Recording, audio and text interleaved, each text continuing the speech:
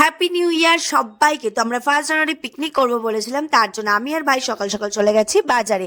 যা যা রান্না করব ভেবেছিলাম সেগুলো সব কিছু বাজার করে নিয়ে চলে এসেছি বাড়িতে এসে দেখি বাবু পুরো আমাদের ওপরে ছাদটা ঠিক করে ডেকোরেশন করে দিয়েছে, কারণ শীতকাল, কুয়াশা পড়বে সেই জন্য। তারপরে আমরা বসে বসে সবজি কেটে নিচ্ছিলাম। এইসব করতে করতে সন্ধ্যা হয়ে গেছিলো, আর দিদিভাই এখানে মুড়ি মেখে দিচ্ছিল। তারপর যা যা রান্না হবে একে একে সব কিছু রান্না বান্না আমরা সেরে ফেলেছিলাম। এর মধ্যে দেখো সবাই চলে এসেছিল, যারা যারা পিকনিক করবে, অনেকে এখনো মিসিং আছে। আর এখানে বাচ্চারা মিলে সবাই মিলে এখানে বেলুন দিয়ে সুন্দরভাবে ছাদটাকে সাজিয়েছিল। আর এখানে সায়নরা তো বাজি ফাটাতেই ব্যস্ত।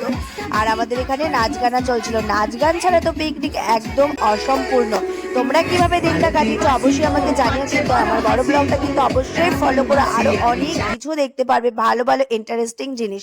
তারপর অনেক রাত হয়ে গেছিল বলে সবাইকে খেতে দিতে গেছিলাম, এর মধ্যে বুবাই চলে এসেছিল। তো এইভাবে আমি 1 জানুয়ারি কাটিয়েছি। টাটা।